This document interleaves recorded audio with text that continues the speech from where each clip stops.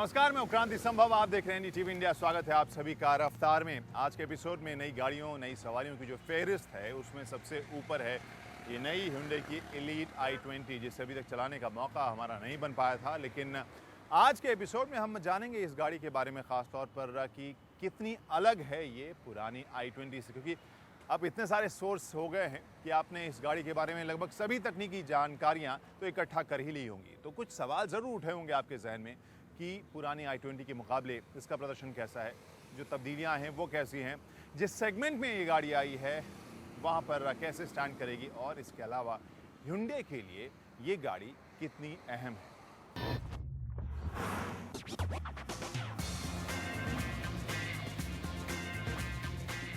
रफ्तार में अगर आपने इस नई i20 के लॉन्च रिपोर्ट को देखा था तो वो पॉइंट आपको याद होगा जिसके बारे में सबसे पहले हमने जिक्र किया था, वो इसका लुक था।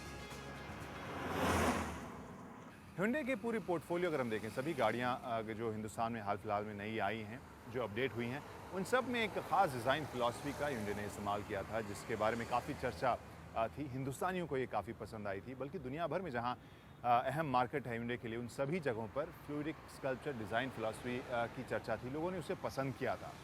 अब Hyundai उसे अगले स्टेज पर लेकर गई है, जिसे वर्जन 2.0 कह रही है वो फ्लूइडिक स्कल्पचर डिज़ाइन की। वो तब्दीलियाँ इसके कैरेक्टर को कैसे बदलती हैं, वो थोड़ा नज़दीक से आकर देखना पड़ेगा।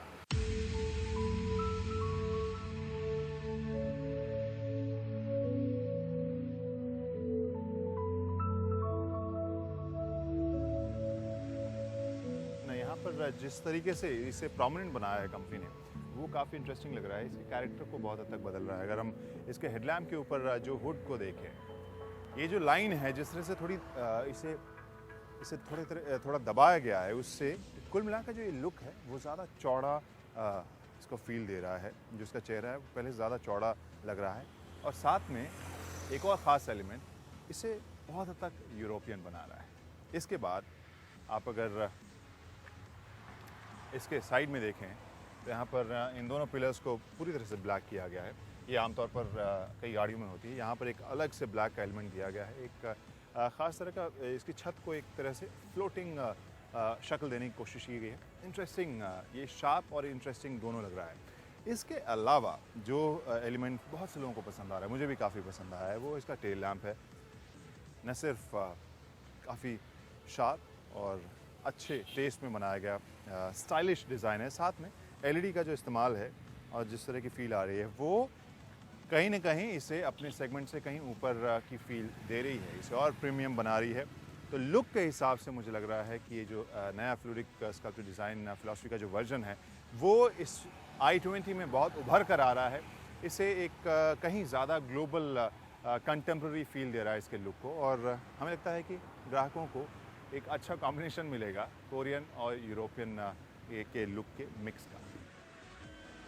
और केवल लुक ही नहीं, कुछ फीचर्स भी हैं जो इसे अपने सेगमेंट से थोड़ा और प्रीमियम बना रहे हैं, जिसमें से एक दिलचस्प फीचर अब आपको दिखाता हूं। जैसे जी हाँ, आमतौर पर जो गाड़ियों को लॉक अनलॉक करने की जो आवाज़ होती है वो अलग होती है, लेकिन इसे हॉर्न से कनेक्ट किया गया है, जो आमतौर पर हम प्रीमियम गाड़ियों में देखते हैं, कुछ जर्मन गाड़ियों में आमतौर पर देखते हैं। और इस हैचबैक होने के बावजूद इसमें ये जो फीचर है वो तो इंटरेस्टिंग है ही। जब आप गाड़ी को लॉक करेंगे, शीशा अपने आप फोल्ड हो जाएगा।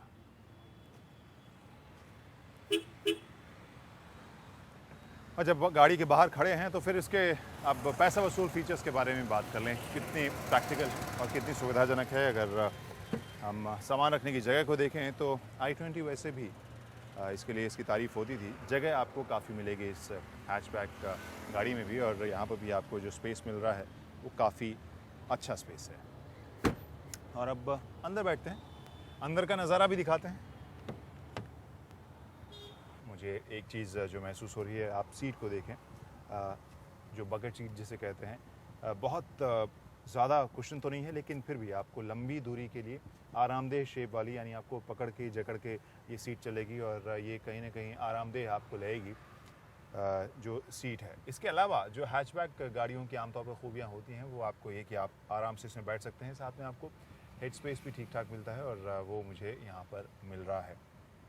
दूसरी चीज़ जो मेरे साथ समस्या होती है कि बैठते ही गाड़ी में सीट, स्टीयरिंग सबको एडजस्ट करने की मुझे कोशिश करनी पड़ती है जिसमें हो पाए, और इसमें दोनों ही तरीके से मैं स्टीयरिंग को एडजस्ट कर सकता हूँ, ऊपर नीचे कर सकता हूँ, आगे पीछे कर सकता हूँ। तो ये एक खूबी जो है वो भी इसे एक प्रीमियम खूबी आमतौर पर हम गाड़ियों में देखते हैं इसमें है, इंटरेस्टिंग। और Hyundai वैसे भी जानी जाती है बहुत काम के फीचर्स अपने गाड़ियों में डालने की, गाड़ियों को फीचर्स से लोड करने के लिए जानी जाती है, और वो इसमें भी आपको देखने को मिल रहा है। स्टीयरिंग व्हील को अगर मैं देखूँ, एडजस्टमेंट के बारे में तो आपको बता दिया। यहाँ पर जो कंट्रोल्स हैं वो लगभग सभी ऐसे कंट्रोल हैं जिसकी ज़रूरत आपको गाड़ी चलाते वक्त पड़ सकती है, चाहे आप अपने फ़ोन को कनेक्ट डिसकनेक्ट करने के लिए सुविधा चाहिए, अपने म्यूज़िक को या मल्टीमीडिया जो अलग अलग मीडिया का इसमें इस्तेमाल हुआ है उसको अगर कंट्रोल करना है तो उसके इन दोनों स्विच के ज़रिए आप कंट्रोल कर सकते हैं। यहाँ पर मैं आपको बता दूं, जो पूरा लेआउट है जैसा गाड़ी के बाहर फील आ रही थी वैसे ही आपको यहाँ भी फील आएगी। बहुत यूरोपियन से मुझे लगती है, बहुत ज़्यादा कर्व्स नहीं है लेकिन हाँ एंगुलर है, बहुत सारे लाइंस जो हैं वो बड़े स्मूथली एक दूसरे से मिलते हुए लग रहे हैं। यहाँ डबल टोन आपको डैश दिख ही रहा है, जो स्विचेस हैं और नॉब्स हैं जैसा हमने कहा बहुत ही यूरोपियन फील इसमें भी आ रही है। और इसमें सुविधा जो है ब्लूटूथ MP3 आप ब्लूटूथ के ज़रिए यहाँ पर कनेक्ट कर सकते हैं अपने फ़ोन को। साथ में यहाँ पर USB और ऑक्स इनपुट भी दिया गया है, यहाँ पर 2 पावर पॉइंट भी दिए गए हैं, और जो नॉब्स हैं यहाँ पर क्लाइमेट कंट्रोल के लिए और साथ में रेयर डिफॉगर, फ्रंट डिफॉगर, इन सब के लिए। तो अब इस ड्राइविंग सीट पर बैठा हूँ तो ड्राइव करना शुरू कर देता हूँ, लेकिन उससे पहले एक और फीचर के बारे में आपको बता दें, और वो आप देख सकते हैं अपने टेलीविज़न स्क्रीन पर। रिवर्स कैमरा यहाँ लगाया गया है, साथ में आपको गाइड करने के लिए डिमार्केशन भी दिया गया है, इंटरेस्टिंग। और जैसा हमने कहा फीचर से लैस। तो अब ड्राइविंग की बारी है।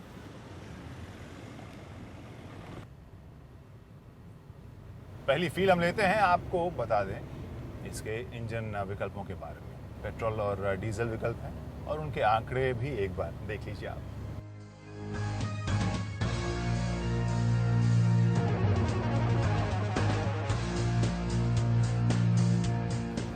और मैं आज जिस गाड़ी को चला रहा हूँ वो डीजल वर्जन है, और इसके बारे में सबसे पहली चीज़ जो मैंने महसूस की, जो आपके साथ में शेयर करना चाहता था, वो ये कि बहुत ही शांत आपको ये ड्राइव महसूस होगी। इंजन का शोर आपको महसूस नहीं होगा, जो भी आवाज़ है वो कैबिन के अंदर छनकर बहुत कम आती है, और इस वजह से एक अच्छी फील आपको यहाँ पर ड्राइविंग के दौरान मिलती है।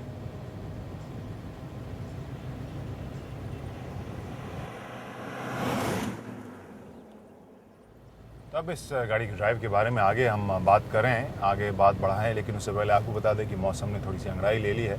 बहुत ही दिलचस्प यहाँ पर बादलों का घेरा है। अब उम्मीद मैं और मेरे कैमरा पर्सन यही कर रहे हैं कि काफ़ी बारिश हो, झमाझम मौसम, थोड़ी सी राहत हमें मिले। लेकिन वापस कंसंट्रेट करते हैं इसकी ड्राइव पर और बात करें सस्पेंशन की। बहुत ही स्मूथ मुझे इसका सस्पेंशन लग रहा है। लंबी दूरी, छोटी दूरी या फिर शहरी ट्रैफिक के लिए जो हल्के फुल्के जो उबड़ खाबड़ सड़कें होती हैं शहरी ड्राइव में, वो आपको काफ़ी आराम से पार कर रही है, और जो झटका या शोर दोनों ही आपको कैबिन के अंदर महसूस नहीं हो रहा है। लेकिन अभी तक अगर आपने कहानी देखी होगी, आप यही सोच रहे होंगे कि तारीफ़ ही हम किए जा रहे हैं इस गाड़ी की, लेकिन जिन मुद्दों पर, जिस सेगमेंट में, जिस कीमत के साथ आई है, उस हिसाब से इसे एवेलुएट करना पड़ता है, रिव्यू करना पड़ता है। और इस वजह से अभी तक कंपैरेटिवली जो भी या रिलेटिवली जो भी फीचर्स हमने देखे हैं वो मुझे इम्प्रेसिव लगे। हाँ, अगर हैंडलिंग के बारे में बात करें, अगर आप ड्राइविंग के शौकीन हैं, वहाँ पर आप इसे किसी स्पोर्ट्स कार की तरह नहीं भगा सकते। हालांकि Hyundai की बहुत सारी गाड़ियों में उनकी हैंडलिंग का मैं बहुत बड़ा फ़ैन नहीं हूँ। उनकी हैंडलिंग बहुत ही मज़ेदार नहीं होती है।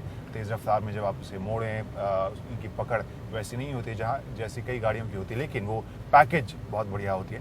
तो इस गाड़ी को भी अगर हम देखें तो जिस कीमत में आई है, जिस तरह के फीचर्स के साथ ये आई है, और जिस तरह के स्पेस और वैल्यू दे रही है, हमें लगता है कि बहुत अच्छा ये पैकेज है। अब इंतज़ार करना होगा होंडा की आने वाली जैज़ का, तभी इस सेगमेंट में कुछ ऐसा एक्शन देखने को मिलेगा जहाँ पर कुछ और सोचने की ज़रूरत होगी, कुछ और कंपेयर करने की ज़रूरत होगी। फ़िलहाल Hyundai काफ़ी खुश होनी चाहिए।